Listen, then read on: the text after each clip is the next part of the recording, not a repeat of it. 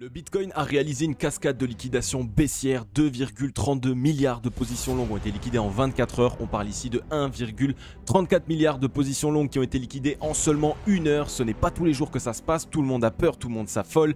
Mais est-ce que c'est grave? Est-ce que ici on vient de remettre en cause le bull run ou est-ce qu'au contraire, en réalité, on va juste repartir de plus belle? Eh bien, c'est exactement ce que nous allons traiter aujourd'hui dans cette émission avec des informations très importantes que nous devons tous et toutes prendre en compte. Hello à toute la team Logic, ravi de vous retrouver dans cette nouvelle analyse du marché crypto-monnaie. On est aujourd'hui le samedi 4 décembre 2021 et il est 16h13 à l'heure à laquelle je tourne cette vidéo. Alors évidemment, je ne vous apprends rien, vous le savez, vous l'avez tous vu dans votre portefeuille. Aujourd'hui, on a ici la majorité du marché crypto-monnaie qui a eu une cascade de liquidation baissière, une correction qui a été assez importante et surtout une correction que nous n'avons absolument pas vue. Pour ma part, en tout cas, elle est sortie de nulle part. Je ne pensais pas qu'elle allait arriver ici et encore moins de cette manière. Mais ce n'est pas grave, vous allez voir qu'on va pouvoir tirer un maximum d'informations de cette correction pour ne plus jamais tomber dans le piège.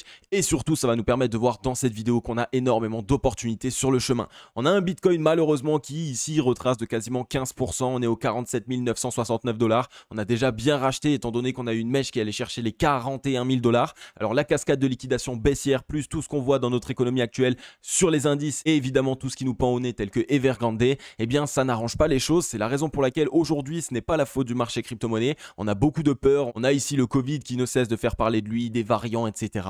Bref, c'est pas la grande joie pour tout le monde, donc ça se transmet malheureusement sur le marché des crypto-monnaies. Alors maintenant on voit que sinon sur la majorité du top 30 on a des corrections de l'ordre de 10 à 20%, on commence à bien racheter les mèches, mais comme je vous l'ai partagé sur Twitter et vous l'avez vu, on a eu un BNB, un Ethereum et un Tron TRX qui se sont montrés très forts. On avait aussi Avalanche que je vous avais pas partagé, qui se sont montrés même plus forts que le Bitcoin, c'est-à-dire que le Bitcoin a corrigé bien plus fortement que ces projets-là. Donc ça nous montre qu'on a une certaine résilience, une certaine résistance de la part de certains altcoins. Un Ethereum avec moins 10,45%, toujours aux 4000 $, c'est une très bonne indication. Moins 7,51 pour le BNB. Donc qu'est-ce qui se passe? On voit qu'il y a beaucoup de BNB qui sont directement rachetés. Donc là, il y a quand même de très belles indications. La Bitcoin dominance continue de chuter alors qu'on a une cascade de liquidation baissière sur le Bitcoin. En bref, il y a beaucoup de particularités, beaucoup de métriques qui rentrent en compte aujourd'hui sur cette correction et sur ce qui s'est passé. Et c'est exactement ce que nous allons traiter ensemble tout au long de cette vidéo. La Team Logic, j'en profite, on est 11 000 abonnés, ça fait vraiment super plaisir. Bienvenue à tous les nouveaux membres de la Team Logic. Je ne le fais que très peu souvent, mais vous le savez, malheureusement, vous êtes encore plus de 72%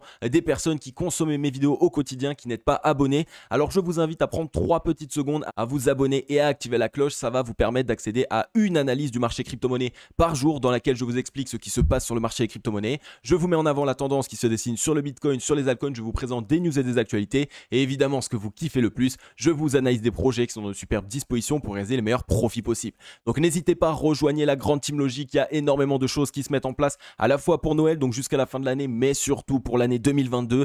La chaîne est en train de se développer un maximum et ce n'est que le début. Donc rejoignez-nous maintenant, c'est le début d'une très grande aventure.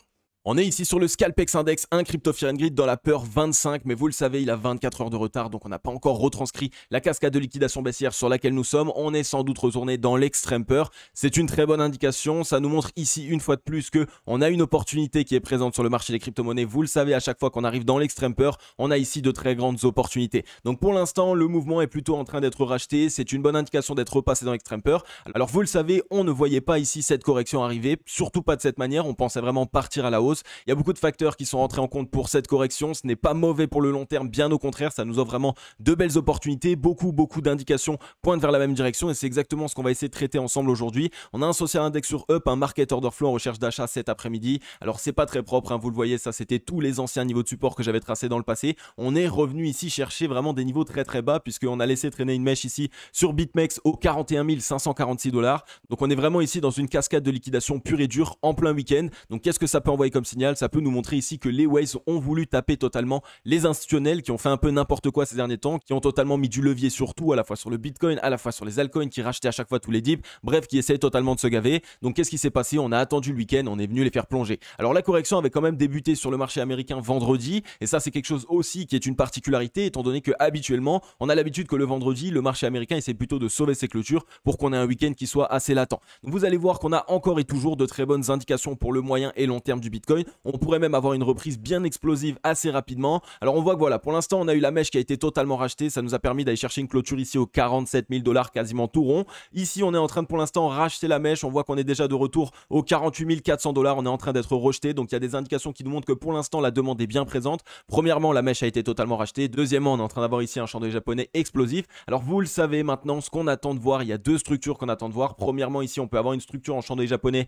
qui s'appelle une étoile du matin et donc qui peut nous permettre ici de nous relancer. Qu'est-ce qu'il nous faudrait? Il nous faut simplement ici un chandelier japonais très important de la part des bears. Par la suite on voit ici un chandelier japonais d'indécision qui montre ici que on ne sait pas vraiment où on va, et il nous faut ici un chandelier japonais de totale décision de la part des acheteurs avec un corps de bougie qui est totalement plein. Et si en plus de ça on peut se payer le luxe de revenir à minima à la moitié de ce chandelier japonais ici en 4 heures, alors de cette manière on peut avoir une très belle relance. Et sinon qu'est-ce qu'on attend aussi? Eh bien on peut simplement ici avoir un double bottom qui se met en place, cette structure de retournement haussière qui doit se mettre en place pour pouvoir se relancer de manière propre et saine. Donc voilà, pour l'instant on a un Bitcoin qui se montre assez fort, il va falloir qu'on surveille fortement ce qu'il se passe. On ne peut pas vraiment encore essayer de mettre un scénario en place étant donné qu'on ne sait pas encore de quoi est fait demain. Donc on va aller voir maintenant sur les graphiques qu'est-ce qu'il en est. Ok, nous voilà ici sur le Bitcoin en daily. Comme vous voyez, on a bien eu ici cette cascade de liquidité baissière. Elle nous a ramené ici aux 41 750 $ sur Bitstamp. Donc on voit que pour l'instant la mèche a l'air d'être totalement rachetée. Ça c'est une très bonne indication. Ça nous montre qu'on peut avoir un dip un petit peu comme en mars 2021 et essayer d'avoir un rebond ici en V-bottom pour partir très fort. Donc ça pourrait nous permettre vraiment ici de totalement liquider les positions short. De toute façon là maintenant, ça y est, je pense qu'on est vraiment allé chercher ici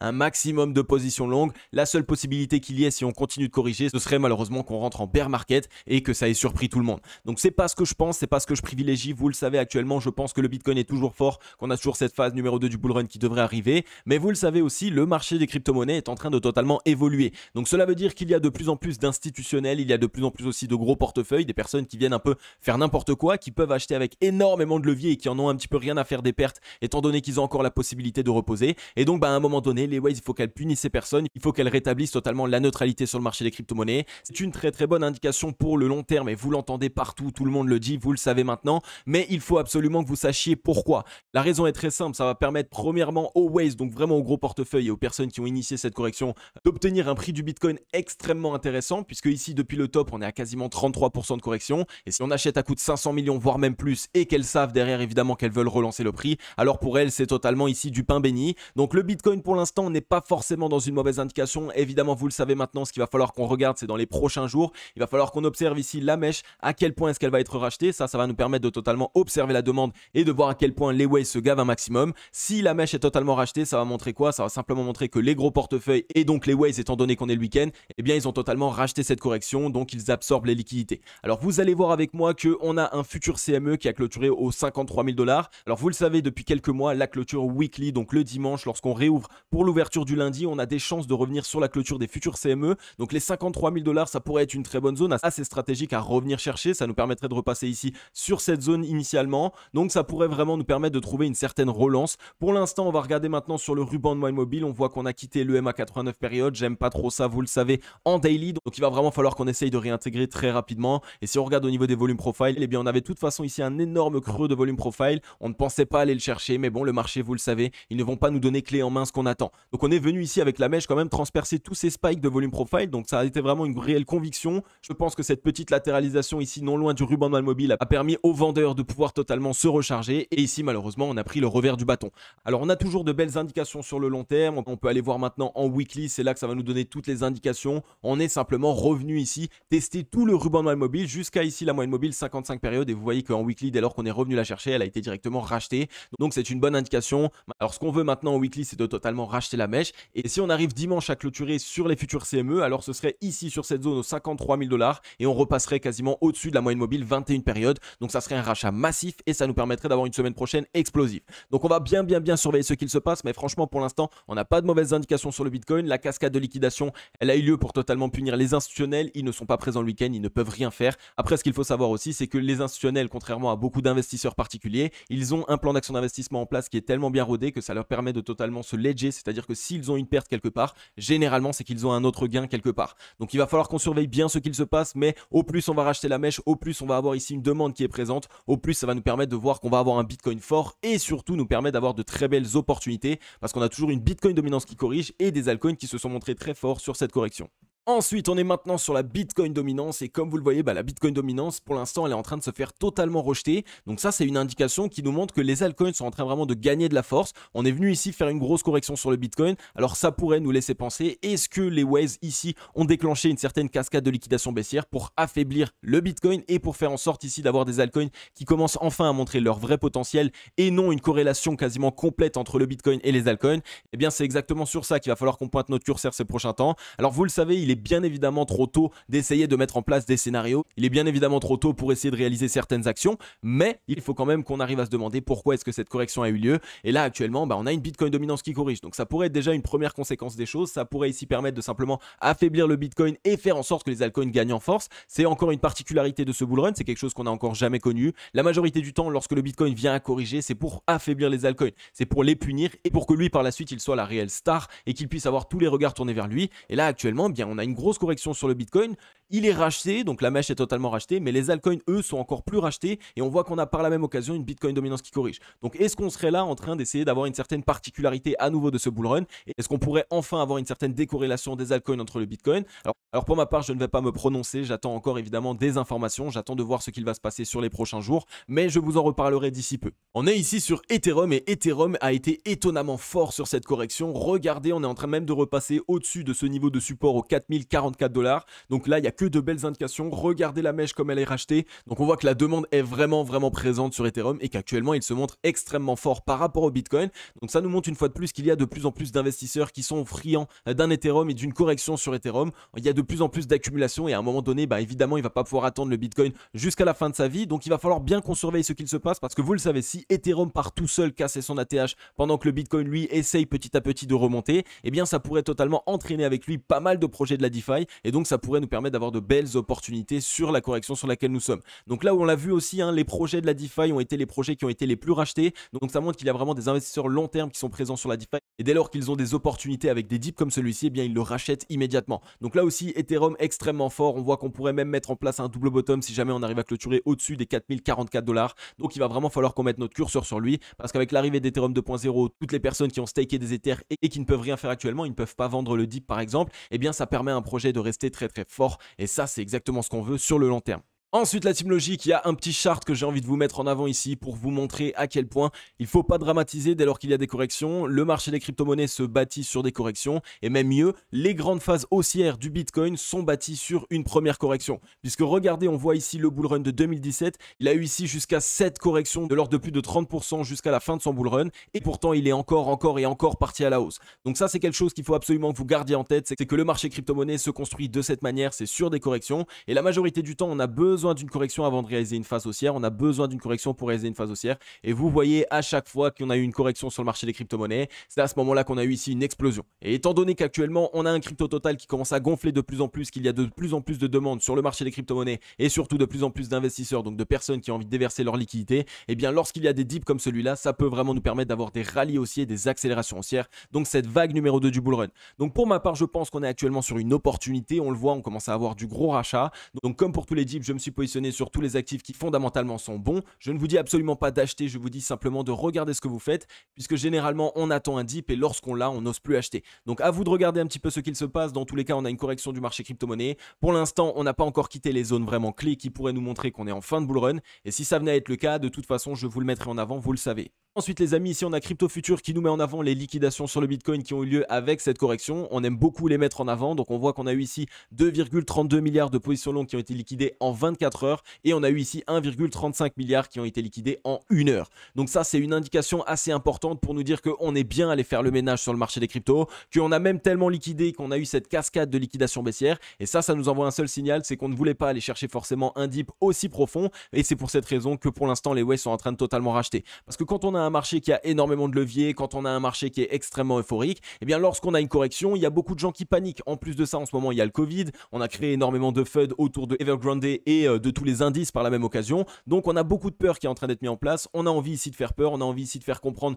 que le marché des crypto-monnaies, c'est pas un jeu et que au plus les gens vont commencer à mettre du levier, au plus il va y avoir des corrections comme celle-ci. Et donc voilà, on est en train de totalement taper sur le doigt des investisseurs qui n'ont pas été prudents et au contraire, les investisseurs patients, une fois de plus, peuvent totalement racheter le dip et sont en train de totalement se gaver savez, c'est exactement ce qu'il est en train de se passer. Donc une fois de plus, la petite morale à tirer de cette histoire, la Team Logic, c'est vraiment que vous soyez absolument patient. Notre but, c'est de totalement prendre nos profits au fur et à mesure de la montée, d'avoir un réel plan d'action d'investissement et de pouvoir évidemment avoir sécurisé assez de profits pour que lorsqu'il y a des dips comme celui-ci, pouvoir totalement buy le dip. Ensuite, la Team Logic, juste pour vous mettre en avant ici que Calista, le projet que j'ai analysé dans mon émission Les Pépites Fondamentales numéro 3, a enfin été listé. Donc avec son Cali, il a réalisé une performance de 1250% à la hausse depuis son listing. Donc bravo à tous les membres de la Team Logic qui se sont positionnés dans ce projet. Bravo à toutes les personnes qui ont fait leur devoir, donc qui sont allés voir évidemment le fondamental et qui se sont dit qu'il pouvait y avoir ici une très belle opportunité. Vous voyez en ce moment, toutes les crypto-monnaies qu'on analyse dans les pépites fondamentales réalisent de très grosses performances. Mais je tiens absolument à vous rappeler que ce n'est pas parce qu'on a déjà réalisé de grosses performances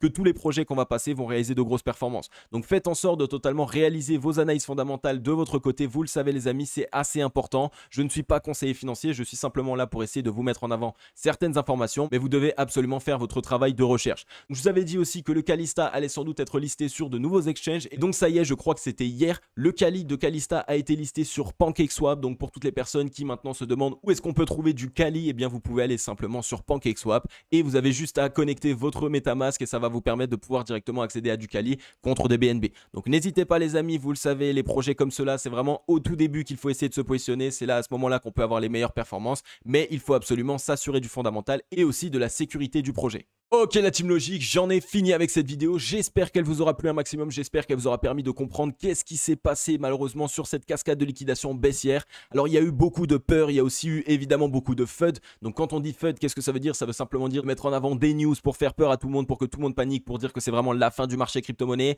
qu'on est enfin rentré dans le bear market. Et vous l'avez vu en plus de ça, il me semble qu'il y a eu pas mal de magazines financiers qui ont mis en avant qu'on était en bear market, ça y est, depuis qu'on a fait une correction de l'ordre de 20% depuis le top, donc lorsqu'on est allé retester notre ATH aux 68 000 $. Donc à ce moment-là, il y a aussi beaucoup de gens qui ont eu peur. On est en plus de ça dans une situation économique qui est assez instable. Par la même occasion, on a ici le Covid qui commence à tous nous taper sur le système. On a ici un nouveau variant. En bref, il y a vraiment énormément de choses. On a l'épée de Damoclès au-dessus de la tête. Donc c'est tout à fait normal qu'on commence à avoir des cascades de liquidation baissière malheureusement sur tous les marchés. Alors il faut savoir que cette fois-ci, pour une fois, ce n'est absolument pas de la faute du marché crypto-monnaie. Je pense qu'on est allé aussi bas, donc on est allé rechercher quand même les 42 000 $, simplement parce qu'il y a énormément de peur sur tous les marchés actuellement. Je pense qu'on ne devait pas aller jusque-là à la base. Peut-être que la limite à aller chercher, ça aurait été peut-être les 50 000 $, à peine en dessous, peut-être 49 000 pour aller totalement liquider les stop-loss des institutionnels qui sont sous les 50 000 $. Donc là, on est vraiment allé s'attaquer à la base aux institutionnels et on a eu cette cascade de liquidité baissière. Donc bravo à tous les membres de la Team Logic qui ont laissé évidemment des ordres. Après, vous le savez, pour aller tester des niveaux aussi bas, pour y penser, c'est assez compliqué. Pour notre part, on n'avait pas vu évidemment cette correction arriver, encore moins de cette manière avec une cascade de liquidation baissière aussi importante. Ce n'est pas grave, on apprend tous les jours du marché. Il y a très peu de gens, je pense, qui ont réussi à savoir qu'on allait avoir une correction aussi importante. Donc bravo à toutes les personnes qui le savaient, bravo à tous les membres de la Team Logic aussi qui ont pu acheter le dip. Évidemment, on va essayer de surveiller ces prochains temps ce qu'il se passe. Pour l'instant, la demande est bien présente, pour l'instant, on rachète bien la mèche et donc ça, c'est toujours les indications que nous attendons. Donc voilà, en tout cas les amis, si vous avez kiffé cette vidéo, n'hésitez pas à mettre un gros like et un gros commentaire. Je réaliserai une deuxième émission dans laquelle je vous partagerai bien plus d'informations. Dès lors qu'on aura assez d'informations pour savoir si la demande a bien été présente et qu'on a bien racheté ce mouvement, ça va me permettre de pouvoir totalement réunir des informations, créer une vidéo pour pouvoir vous mettre en avant la raison de ce dip et qu'est-ce que cela a engendré. Parce que vous le savez, on n'a jamais de correction pour rien sur le marché des crypto-monnaies. Ça lui permet toujours d'évoluer et de continuellement changer sa manière de faire. Donc voilà, en tout cas, j'ai kiffé faire cette vidéo. J'espère qu'à vous aussi, elle vous aura plu. Comme d'habitude, je vais vous souhaiter à tous et à toutes une agréable journée ou une agréable soirée. C'était Crypto Logic. Ciao, bye bye.